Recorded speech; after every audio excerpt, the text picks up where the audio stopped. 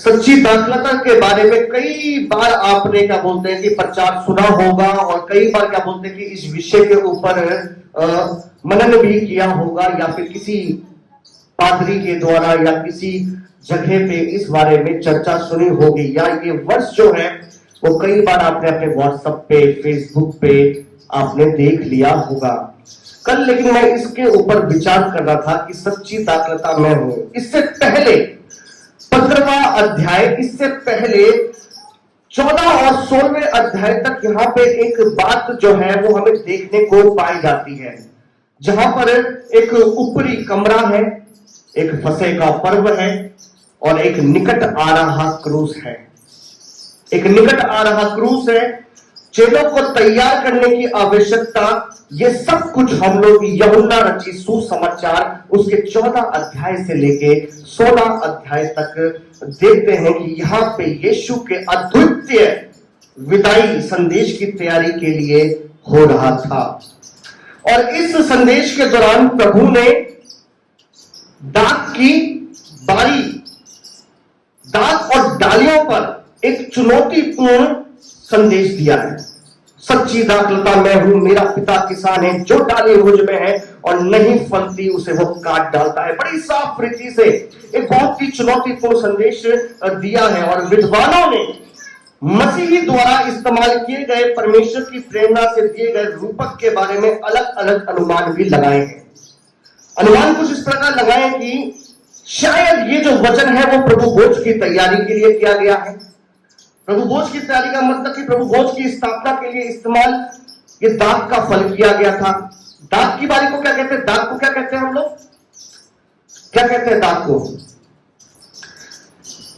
दाख को क्या कहा जाता है? जो पुराना अंगूर के साथ जब अंगूर जब पक जाता था तो उसको क्या बोलते क्या बनता था? वो मुनक्का, पुराना मुनक्का। दाख की बारी लगी हुई है, बहुत बड़ी दाख की बारी लगी हुई है, ठीक है। अब उसके बारे में वो बता रहा है, हो सकता है कि घर के एक और दाख की बारियां हो और वे झरोकों में देखी जा सकती हो। यदि यीशु का संदेश का अंतिम भाग कहने से पहले वह ऊपरी कमरे में चले गए तो यूहन्ना रचित सुसमाचार उसका 14वां अध्याय निकालें। 14वां अध्याय यूहन्ना रचित सुसमाचार उसका 14वां अध्याय उसके 31 पद में क्या लिखा हुआ है? बिल्कुल ऊपर ही है, हम लोग पढ़ दें। परंतु ये इसलिए होता है कि संसार जाने कि मैं पिता से प्रेम रखता हूं और जैसा पिता ने मुझे आज्ञा दी है मैं वैसा ही करता हूं। उठो यहां से चले, उठो यहां से चले।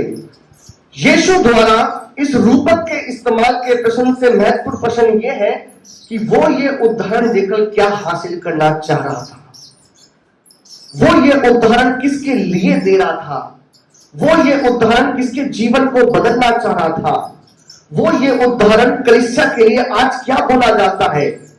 क्या हम सच्ची दाखलता है जो प्रभु में फलती है, प्रभु में फल ला रही है, प्रभु में आगे जा रही है? इसके बारे में हम लोग आगे इसके बारे में चर्चा करेंगे। ये शब्द जो थे प्रभु ने जो बोले जो थे वो प्रेरितों से भी कहे थे। प्रेरित कौन? जो प्रभु के साथ साथ चलते थे, प्रेरितों से कहे थे। और उनके लिए इनका विशेष वो महत्व था कि इन आयतों को वो अपने जीवनों के अंदर जो है इसको सुने और इसको संभाले। 3 बातें जो थी बड़ी ही मूल्यकरण तरीके से समझाई गई थी। पहली कि परमेश्वर की आज्ञाओं का क्या करना? पालन करना, परमेश्वर की आज्ञाओं का पालन करना।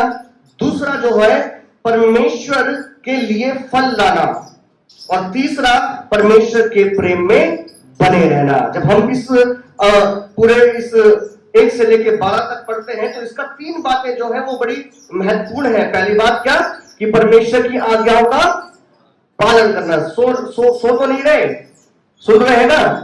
क्या बोला पहले पद? कि परमेश्वर की आज्ञाओं का पालन करना। दूसरा परमेश्वर के लिए फल लाना और तीसरा परमेश्वर के प्रेम में बने रहना। अब 3 टांगों वाले स्टूल की टांगों की तरह ये बातें हैं।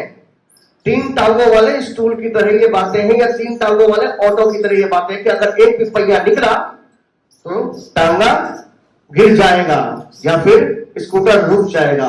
इसलिए हमें तीनों को क्या बोलते हैं कि एक दूसरे के लिए सहारा बनना पड़ता है।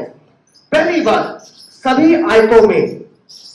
आयतों के अंदर रेखांकित करने वाला विचार यह है कि दाख की टहनियों का कोई उद्देश्य है और वो उद्देश्य है फल लाना। दाख की टहनियों का कोई उद्देश्य है, वो उद्देश्य है फल लाना। जब हम आयत 2 को पढ़ते हैं या 4 को पढ़ते हैं या फिर क्या बोलते हैं 5 को पढ़ते हैं या फिर 8 को पढ़ देते हैं, तो मैं आपके बीच में पढ़ देता हूं।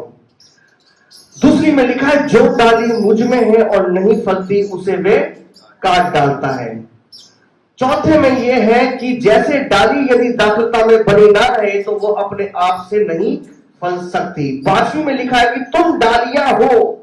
और 8वीं में लिखा है, 8वें पद में लिखा हुआ है इस प्रकार कि मेरे पिता की महिमा इसी से होती है कि तुम बहुत से फल लाओ, तभी तुम मेरे चेले ठहरोगे।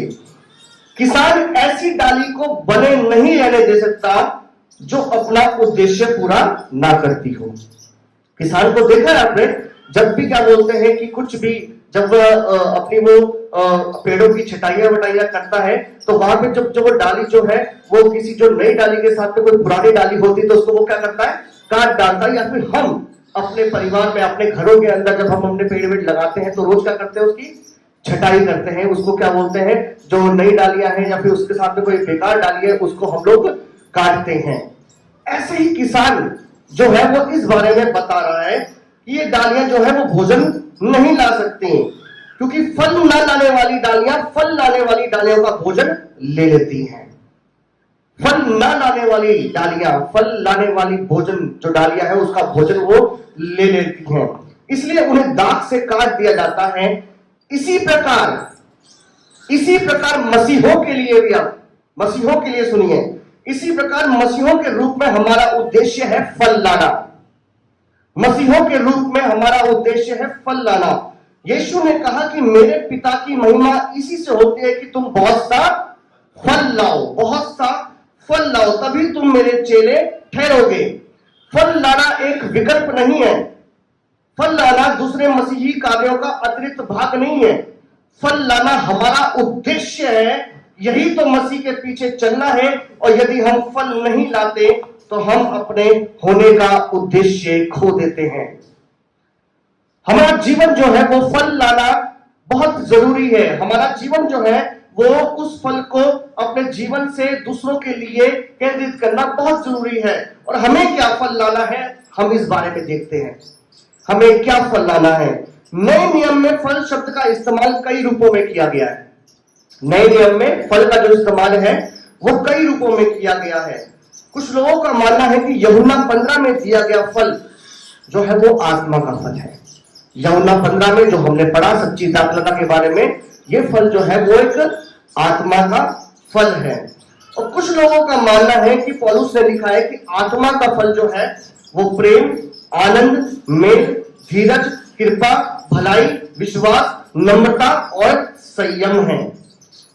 इससे बहुत मेल खाते हुए कुछ लोग जोर देते हैं कि हम अपने जीवनों में मसीह जैसे गुणों को बढ़ाते हुए फल लाने की आज्ञा को पूरा करते हैं। और अन्य इस बात पर ध्यान दिलाते हैं कि फल शब्द प्रभु के लिए जीने और काम करने के लिए सभी सकारात्मक परिणाम हो सकते हैं। और पौलुस ने भी इसी प्रकार कहा कि क्योंकि मेरे लिए जीवित रहना मसीही है। मेरे लिए जीवित रहना मसीही है। ध्यान देने वाली बात क्या है, क्या जो बीज जो हमारे जीवन के अंदर बोया गया, क्या वो फलवंत हो रहा है? क्या वो शाखा जो है वो बड़ी हो रही है? क्या हमारी जो टहनियां है वो मजबूत पाई जा रही हैं? क्या हम सच में मसीही में आगे अपने जीवन में ग्रोथ कर पा रहे हैं? क्या सच में मेरा परिवार जो है वो मसीही में आगे मसीहत के अंदर आगे बढ़ रहा है? और इसमें बाइबल में फल शब्द का सामान्य उपयोग यह है कि अपनी जाति के अनुसार फल लाना है। अपनी जाति के अनुसार फल लाना है। किसी ने कहा है कि सेब का पेड़ का फल सेब ही होता है, संतरे का पेड़ का फल जो होता है वो संतरा ही होता है, और केले का पेड़ का जो फल है वो केला ही होता है। लेकिन मसीहत का फल जो है वो एक दूसरे के लिए मसीही का ही होना आवश्यक है। क्यों? कारण ये किसी ने कहा है कि एक मसीही का फल एक और मसीह होना चाहिए। हालेलुया। एक मसीही का फल एक और मसीही होना चाहिए। एक और मसीही का मतलब एक आत्मा अगर बच रही है तो उसका फर्ज बनता है कि वो दूसरी आत्मा भी बचाए। उसका फर्ज बनता है कि वो दूसरी आत्मा भी बचाए। आज क्या हम तैयार हैं इस चीज के लिए? क्या हम इस फल को अपने जीवन से लाने के लिए तैयार हैं? मेरे साथ निकाल लीजिए लूका रचित सुसमाचार उसका पहला अध्याय उसके 42वें पद को पढ़ेंगे हम लोग।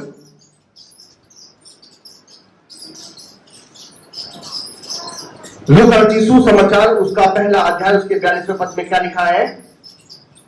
और उसने बड़े शब्द से पुकार कर कहा, और तेरे पेट का फल धन्य है। और तू स्त्रियों में धन्य है और तेरा पेट का फल धन्य है। परमेश्वर के वचन में इस प्रकार लिखा है, भौतिक संसार के अंदर मनुष्य जाति से कहा उन्होंने कि फूलों फलों और पृथ्वी पर भर जाओ। उन्होंने कहा था इस बात को, और आत्मिक संसार में भी ऐसी ही चुनौती है।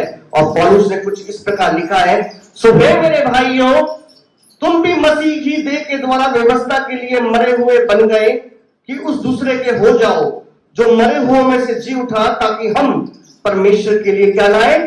फल लाए। परमेश्वर के लिए फल लाए। ये फल लाना बहुत उचित है हम प्रत्येक के जीवनों के अंदर। रोमियो 7 अध्याय उसके 4 में फल शब्द का इस्तेमाल सामान्य अर्थ में यह किया जा सकता है कि विवाह के उदाहरण से कि बच्चों के फल और आत्मिक संतान अर्थात नए बनने वाले मसीहों का सुझाव मिलता है। और रोम की कलीसिया के नाम लिखते समय पौलुस स्वयं ऐसे ही फल की बात कर रहा है, और उसने कहा है कि जैसे मुझे और अन्य जातियों में फल मिला वैसे ही तुमको भी प्राप्त होता हुआ चला जाए। वैसे ही तुमको भी प्राप्त होता हुआ चला जाए। फल लाना बहुत उचित है प्रत्येक के जीवनों के लिए। प्रत्येक के जीवन के लिए ये आशीष पाई है कि हम अपने जीवन से फल लेकर आए। क्या हम परमेश्वर में अपने आप को आगे रख रहे हैं?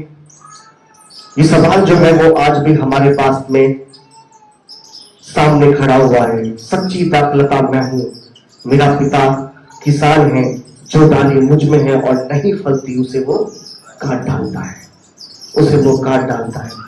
फलवंत दाखलता जो है वो परमेश्वर में दाग की बारी के समान है, जो कि बहुत बड़े पैमाने पे लगाई गई है। और वो दाग की बारी जो है वो कलीसिया है। हालेलुया। वो कलीसिया है। ये कलीसिया जो है वो परमेश्वर की बनाई हुई कलीसिया है। इसलिए वो कहता है कि तुम्हें फल लाना बहुत उचित है। और इसमें परमेश्वर के वचन में कुछ इस प्रकार भी लिखा है, ताकि तुम निर्दोष और भले होकर टेढ़े और हठीले लोगों के बीच परमेश्वर के निष्कलंक संतान बने रहो। परमेश्वर के निष्कलंक संतान बने रहो, और जिनके बीच में तुम जीवन का वचन लिए हुए जगत में जलते दीपकों की नाई दिखाई देते हो, कि मसीह के दिन मुझे घमंड करने का कारण बन जाओ। कि अगर घमंड किया है तो मैंने किस पे किया है? मसीह पे किया है। मसीह पे किया है। इसलिए वो बार बार कहता है कि एक दूसरे की ओर हम लोग देखना शुरू करें, एक दूसरे के लिए हम लोग प्रार्थना करना शुरू करें, एक दूसरे के लिए हम लोग को जीवन जो है उसके जीवन के लिए प्रार्थना करना शुरू करें। मेरे साथ निकाल लीजिए एक और पुस्तक, प्रेरितों के काम उसका 8वां अध्याय उसके 1 से 1 पहला पद और 4था पद पढ़ेंगे।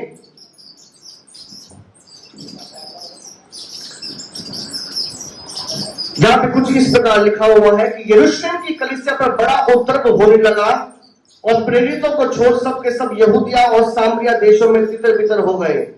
जो तितर बितर हुए थे वे सुसमाचार सुनाते हुए फिरे। जो तितर बितर हुए थे वे सुसमाचार सुनाते हुए फिरे। यदि हमें समझ हो कि हम क्या बता रहे हैं, तो हमारा दूसरों को बताना हमारे लिए स्वाभाविक होना चाहिए। दूसरों को बताना हमारे लिए स्वाभाविक होना चाहिए।